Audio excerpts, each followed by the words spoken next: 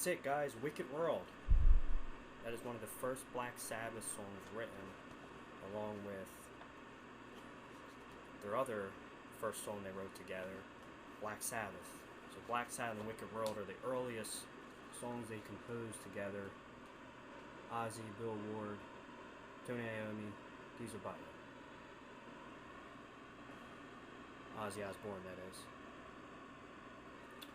That's the version taken off the original debut album, Black Sabbath. Released in 1970, February. In the UK on Friday the 13th. And I used the recorded guitar versions, the authentic transcriptions with notes and tablature, Hal Leonard book. This is the official debut album versions, the whole entire album in a book of rock. So here it is. I just got this the other day. Matter of fact, I got this on Friday the 13th, August, which was like 3 days ago. Kind of inspired me to do this little project. The songs are fairly easy. The hardest thing I found about doing these Black Sabbath songs is not so much the playing, it's the sound. Trying to get the reverb and or the feedback when I want it, where I want it. But the songs are, it's a great book to teach even a beginner guitar player. It's really not hard. It just sounds a lot more complicated than it really is, in my opinion at least. So here's the official vinyl release, the CD version. With the Mapledurham 15th century Watermill house on the front, which is a real landmark still there today. That is Louisa Livingstone. She was an 18-year-old model in the photo. The photo was originally taken at like 4 in the morning, 5 in the morning, freezing cold, late fall, early winter, by Keith, who does the photo design for some of the early Sabbath albums. The crow you see on the branch was actually borrowed from a taxidermist. It's a stuffed dead crow, and that is just a wicked picture. That picture just goes right through you. Eerie. Very rock and roll before its time. And almost inappropriate to some people during that time. Even today. This is the real witchcraft. No inverted cross, just black cover, Warner Brothers, 1970. That is definitely one of my early favorite Sabbath songs. That is one of the more bluesy, jazzier tracks. And again, here's the deluxe expanded edition of the debut released by Warner Brothers. This is the 2016 release. With the there's no bonus track, or should I say alternative version or studio outtake version of that song released on here. That is the only studio version heard so far, unless there's something out there that Tony's hiding in his cassettes of collections of unwritten or unfinished projects or demos. I heard Tony in an interview recently, and he said he has tons and tons of cassettes of recordings of demo takes. We would all love to hear that. Again, Black Sabbath, the original band name was Earth, until they were being mistaken by another group in the town of Birmingham, or Aston, Birmingham. There was also another band named Earth, so they had to change the name. So what came first, the band name or the song? According to Tony, I think he said the song. And then Geezer said, let's just call it Black Sabbath. And then the rest is history. So, again, Black Sabbath and Wicked World are two of the earliest recordings or songs that they've written collectively together. More recent photo of Mapledurham 15th century Watermill house in that blood red filter. Wicked. It's a very eerie location. Here's a picture when more probably they were known as Earth. That is a very early Sabbath picture. I think there was still Earth in that picture. Singles on the bottom.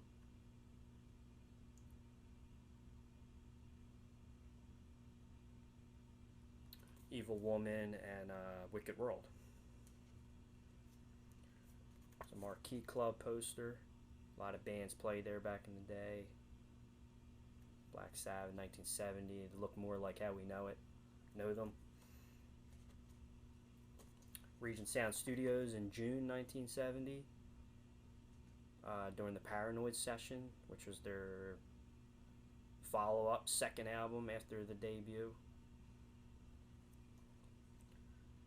This debut album was also recorded at Regent Sound Studios. That's what it looked like inside. Tony playing his Gibson Les Paul Custom or SG Custom. Not sure what year it was. I don't know if it was they were still calling them Les Pauls at that time in that particular model he has, or if that was one of the early SG Customs with the 3 pickups and the sideways vibrola or vibrato. You can see a lot of footage of him, of Tony playing that SG on the internet, especially during the Paranoid promo video. Wicked World single.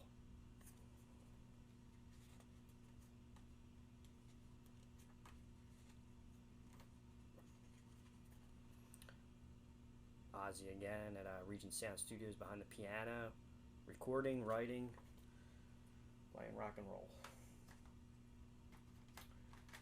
Here's the again the cassette version.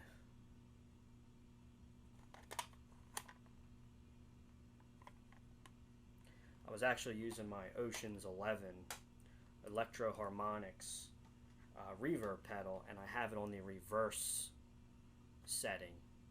The reverse reverb, which is a weird eerie sound. I'll demo in a second here. Wicked World also heard on the Best of Black Sabbath, released in 2000. This is my favorite Black Sabbath CD out there. They have the best songs on this one. I really think so. Geezer Butler.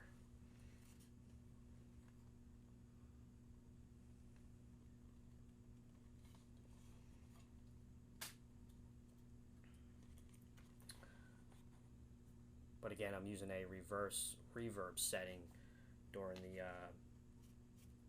the guitar solo during the real slow eerie part. And basically it's an old tape effect where anything I play, it kind of comes back like feedback. So it has a real eerie bell-like sound. And if you listen to the feedback on some of the parts on the studio version of Wicked World, there's like a eerie reverse reverb sound or echo, or just the natural feedback sound coming at you, which is kind of eerie right before it gets into the real heavy part, you know.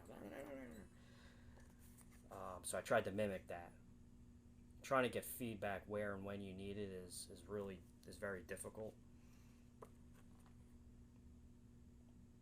I'm also using a Boss FB2 feedback booster for some of the parts where I wanted the guitar to kind of really come back, especially towards the end.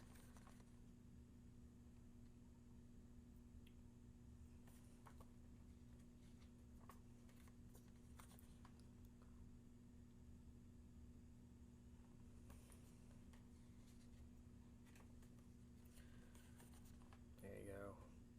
All the greatest hit songs featured on this album are picked from the debut album all the way to 1987's Eternal Idol with, or I'm sorry, so the debut album to Black Sabbath's 1983 album with Ian Gillan, Born Again. All the great songs were picked from those albums. Unfortunately, there's no songs from Seven Star or Eternal Idol. Eternal Idol released in '87,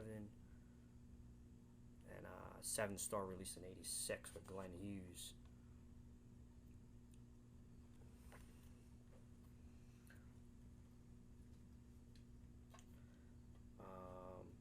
Wicked World was played live in the early days. It can be heard on the Dumfries show, which I'm going to be playing on the drums pretty soon. I still have to kind of learn it. It's a very distorted, bootleggy version, but they still played it live. There's a version that can be heard from the Copenhagen show, I think in 1970 or 71. I think it's 70. And then I think the song was kind of retired for a little bit, and then it came back to the set list when this was recorded. My favorite live version of Wicked World on this particular 1980 album, Live at Last. They go into the song, and then they go into a drum solo and a guitar solo, and then they go into a little Black Sabbath medley where they play Supernaut, and I think they play Into the Void at one part, and then go back into the song. And this album was actually recorded at the Rainbow Theatre in London, 1974, which is a year after Eric Clapton played at the Rainbow Theatre, did the Rainbow Show. We're going to be doing some stuff from this eventually. I don't know when, but definitely someday. Some really cool pictures in this one too.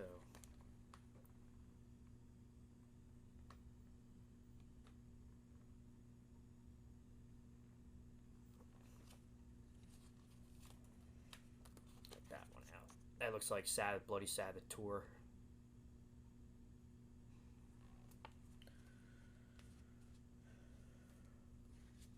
That's another great picture. That's a little more later Sabbath stuff. Again, I think that's maybe Sabbath, Bloody Sabbath tour, maybe Volume 4. The Coke album, I like to refer it to as, if you know what I mean. Some cool pictures in this one.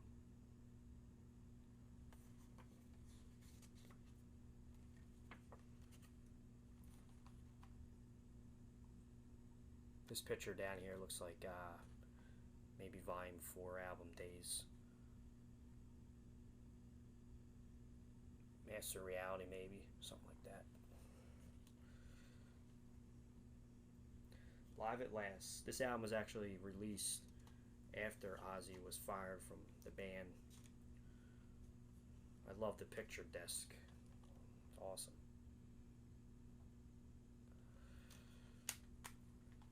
I'm using a John Lennon Vox leather guitar strap. Weighs a ton. It's just metal and leather. Yeah, metal and leather. Rock. And again, the real quick, the reverse reverb effect that I have. So.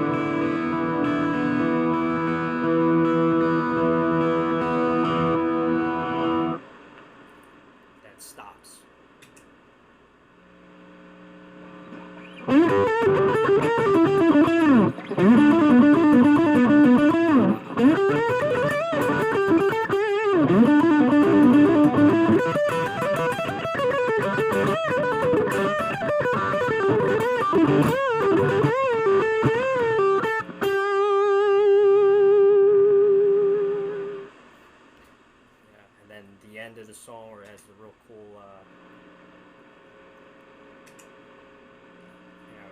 goes into